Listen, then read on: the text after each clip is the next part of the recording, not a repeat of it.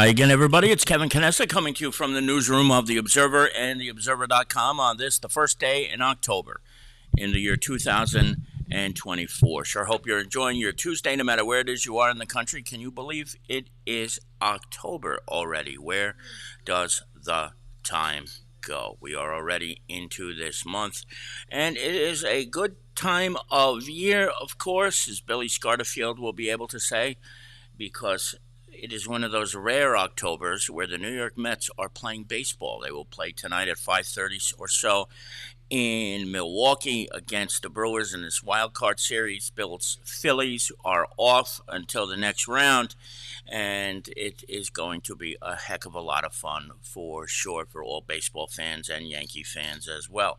As you do each and every week, you welcome me into your home so that I could bring you this week's news. But before I get to that, you see on the screen the Kearney Fire Department's logo is on the screen. The department is having an open house on October 3rd, which is Thursday, from 5 to 8. Excuse me. That should say from 6 to 8 p.m., and I can't change it right now, but it's 6 to 8 p.m. Keep that in mind. It is from 6 to 8 p.m., and in order to not confuse you, I'm probably going to take that off the screen because I don't want people to show up at 5 o'clock when it's 6 to 8 p.m. But this is something that Juan Barroso started many, many years ago, and he used to give out smoke alarms and things like that. Nothing like that is happening this year, but you can still go to the open house nonetheless from 6 to 8 p.m. It's over at Fire Headquarters on Midland Avenue, and they do a demonstration with a vehicle extraction, and they also do a smoke thing in there where you learn how to navigate smoke. And then there's also the hoses are set up so the kids and adults, because a couple of years ago I did it, can learn how to use a Kearney fire hose, fire department hose. It's always a fun day. So that's from 6 to 8 p.m. and that is coming up on Thursday afternoon. So hope if you're not predisposed, you will make it over there. As I have said, I will do each and every week. This is now, we are up to 7 months where Juan Barroso has been suspended by that same Kearney Fire Department that we just mentioned. 7 months, and there is still no word of any progress, whether there's any kind of meeting, any kind of hearing. It's getting to the point of absolute ridiculousness where 7 months. Who the hell gets suspended for 7 months? I am starting to get so annoyed with this shit. I really am. And, nobody's doing a damn thing. They're just sitting in the back and they're letting it happen. But 7 months, tell me what that's like. His baby was born yesterday. His son was born, his fourth son. So now they have 4 children in the house and no salary coming in. I mean, give me a break. Get this done, for God's sake. Stop sitting around and doing nothing. Somebody somewhere take charge. Is there anybody out there listening? Somebody do something. Get this squared away while you can. I mean, this is absolutely obscene, and what's going on in that department is nothing short of disgusting. I'll tell you where I won't be on Thursday night, but Juan is now up to 7 months suspended. Now, this is some interesting news. We had heard a while ago that this place on Kearney Avenue may be a place, it's Lily Ann Spa, but we had every reason to believe that there was a little bit more than just massages going on in that place. And what do you know? The Kearney Police did a sting with the Hudson County Prosecutor's Office, and lo and behold, Ying Chang, who is 42 years of age, from the wonderful borough of Brooklyn, was arrested and charged with prostitution.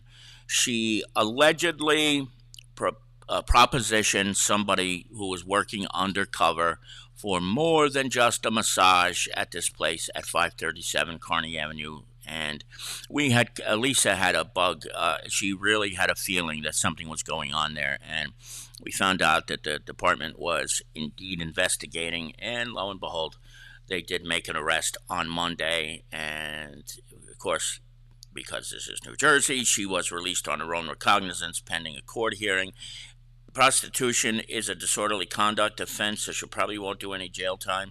But what I do understand also is that the woman there'll be more charges. The Board of Health is going to go in there in the building code because the building is probably not up to its code. So just an unbelievable story. But this is something that nobody who really kind of knows this place or is aware this place is surprised by. But again, Ying Cheng, 42, of Brooklyn, New York, was arrested and charged with prostitution at the Lily Ann Spa at 537 Kearney Avenue. May I maybe suggest you avoid that place? I'm not so sure you would want to go in there because it is probably not the cleanest of places in the world. We welcome in two other people who are here with us today. Carol Manley, my birthday sister, and also my Uncle Mike Slane out in Carlsbad, California. I did watch the game. I did. I'm going to tell you what I did. You know, the Mets won the first game of the doubleheader that they played in yesterday. And I was here at the office until 3 p.m. Eastern Time. And I watched it until it was 6-3 Mets. And then I had to leave and drive home. And I didn't put the radio on. It took me a while before I got my things together and got in the car. And then I get into the car just in time to hear the score was 7-6 Atlanta. And I just thought, oh, dear God, here we go again. This is just a usual same nonsense with the Mets. And it, of course, is just typical. You know, typical. They just never know how to win in a big spot. Just every time it's always a disappointment. And this is why I always say I don't watch these games, because I'm sick and tired of heartbreak. So I had a few things to do. I get to the house and I take my time getting in and I sit down and turn on the TV. And it's 8-7 Mets. I couldn't believe my eyes. In 100 out of 100 opportunities in the past, that was a game the Mets would lose. But they didn't. Now, I'm not going to get excited. I will watch the game tonight. I am not going to invest too much time or energy into it. If they win, it's great. If they don't, whatever. But no one expected this was going to happen. And that's why it's so kind of hard to believe, because this doesn't happen to the Mets. This happens to teams like the Phillies and the Yankees, who win and win and win and win and win and win, and the Mets always wind up on the outside looking in. So we'll see what happens. I actually, my uncle just said it in the chat room. It's like they're playing with house money right now, and I think he's right. They play all these games in this first division series, or wild card series, whatever they call it, on the road. So the Mets play better I've sensed on the road. They, for some reason, are not as good at home. So I would be surprised if they won two of these games. They need to win two. I wouldn't be surprised if they got swept. I wouldn't be surprised if they played 3 games and won or lost in this series. But we'll see what happens. It all begins tonight at 5:38 on ESPN. The first game is at 2 o'clock. I believe it's in Houston, and that's on ABC, and there's 2 other games as well. So it's going to be very interesting for baseball fans in this area, especially because we don't get many postseason opportunities. The Phillies and the Yankees, on the other hand, do all the time. So, this week's newspaper. Craig Guy is the new Hudson County executive, and he was in Kearney last week and spent time at the Henrietta Benstead Center explaining all the programs available to seniors, veterans, and homeless and things of that nature. But I just want to say something about Craig Guy. If you've never met him, he's a retired Jersey City police officer, and he is not a politician, really. He really is not a very political guy. He is such a down-to-earth man, and you just kind of sense like this guy was a former cop. You know when you meet somebody and they're calling a cop as a cop, and that's exactly who he is. And this is not a knock on County Executive Tom DeGise at all, but Craig Guy has been in Kearney more times, I think, in the last couple of months than probably his predecessor's entire tenure. And again, not to knock Tom DeGise, I don't want to do that, but Craig has done some special things here. He was here for the duck race. There was a fundraiser last week. He has been here for this, what you see right here on the screen. And, the thing that really impressed me the most was when he first took over, he asked Carol Jean what he could do, what the county could do to help Kearney. And she said, well, if you could bring somebody out here one day a week, it would be very helpful for our residents. And what did he do? He made sure it happens 3 times a week at the Board of Health. It's just remarkable. So this guy has done some great things already, and he is, I think, someone who lives up to the headline, which is why I wrote it that way. He really has done some great things for Hudson County already, and he has not forgotten the people of little old West Hudson. And that is something that has always been a knock on the county executives and the Board of Freeholders, or now commissioners as they're called, that West Hudson was a forgotten entity. You've got North Hudson, you have Jersey City, Bayonne, and that's it. But not anymore. And we can only thank the county executive for that, because he has really put us back on the map. And I know, as a resident of Kearney, I am very, very grateful to him for doing that and not forgetting about the people here in this part of the county. The school district in Belleville was once under a state monitor's eye, and now they are being cited for excellence, and they're doing some good things over there. The new superintendent, there's a new superintendent, so I haven't met him yet, but we'll see what happens. But his predecessor did some pretty impressive work there over the years, and the state has cited them for their academic brilliance, but also for the budgetary reasons, and that's a good thing, because they were in the red for a long time. So good things are happening over in Belleville now. There is a statue of Christopher Columbus in Kearney on Passaic Avenue at the foot of South Midland Avenue, and Mike Perrone of the Belleville Historical Society cleaned this statue in 2019. In fact, the date is November 22nd, 2019. But if you look at the picture on the left, you could see that's only 5 years worth of the damage there. Mike says that it was created by bacteria. It's not from pollution, and it's not from the vehicular traffic. And you know, if you live here, that stretch of road, Passaic Avenue in Kearney, is very, very well traveled.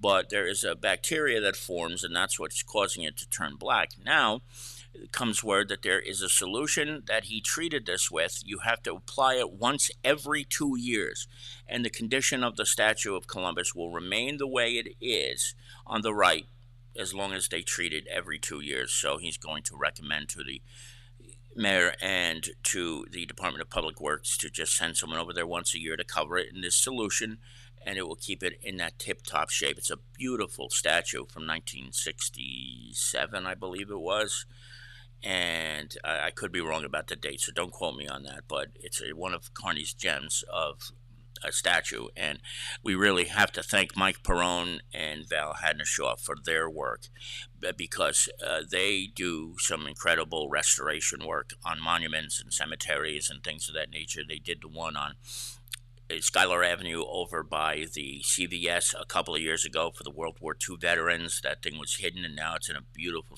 well, it certainly seemed like it was hidden, but it's in a gorgeous spot. They restored that to almost brand new condition, and we couldn't be more grateful to the Belleville Historical Society and to Mike and to Val for remembering us here in Kearney, and it doesn't cost us a penny the entire time. And as we move along, the incredible duck race a weekend ago. Boy, Melanie Pasquarelli, I don't know how she sleeps at night. She does so much for this and for so many other things with the Elks. I hope that if you get a chance, you'll read this. Kind of recaps all the different things that the Kearney Elks Lodge 1050 does. As a matter of being transparent, I am a new member. I'm going to get sworn in, or whatever they call it, in a week with this lodge. But Melanie and Bill Dow and the rest of the gang over there, Jerry Facito, Mary Treen, Mayor Doyle, everybody, they do so many beautiful things for the community, and that includes our Juan Barroso every year, all the toys. He has been a part of that. So congratulations to Melanie. She's already doing contracts for the 2025 version, and I'll tell you what, I can't wait to see it. Next year. I had a great time. I spent a couple hours over there, and it was a really, really fun day. It was on my birthday, and I thank Councilman Facito for having everybody sing happy birthday to me that day. That was a lot of fun. Sadowski Auto Care is taking part in Breaks for Breasts. Of course, October is Breast Cancer Awareness Month, and the Sadowski Auto Care is really taking it seriously, where they will be doing some free brake work on vehicles. Read the whole story. There's a press release here, and they of course have coupons here that you'll be able to use as well, but that's over on Ridge Road in North Arlington, and we thank Mr. Sadowski for taking part in this very worthwhile program. And just to wrap things up, Pinwheels for Peace has always been one of my favorite things every year. I want to thank Laura Compton for sharing this with us, and that awesome picture that was taken overhead in Harrison. It started a bunch of years ago in Florida, and now I think we're approaching 5 million pinwheels being planted each and every year across the country and the globe. And it is just a day to really call for peace. It's that simple. And it is a very striking visual when you really look at that picture and the peace sign that the children from Harrison formed over there. Now, 2 pages of classifieds. Let me just go up to that. So if you have looking for a place to live, you can certainly find plenty of apartments that are $100,000 a month, and there are plenty of jobs that are available as well. So whatever it is you're looking for, check them out. 16 and 17 this week's classifieds have you covered for sure. And that's it, everybody. Very busy week here, and a lot going on in the world. The vice presidential debate is tonight at 9 p.m., sponsored by CBS. So if you're not doing anything then, you could certainly watch that.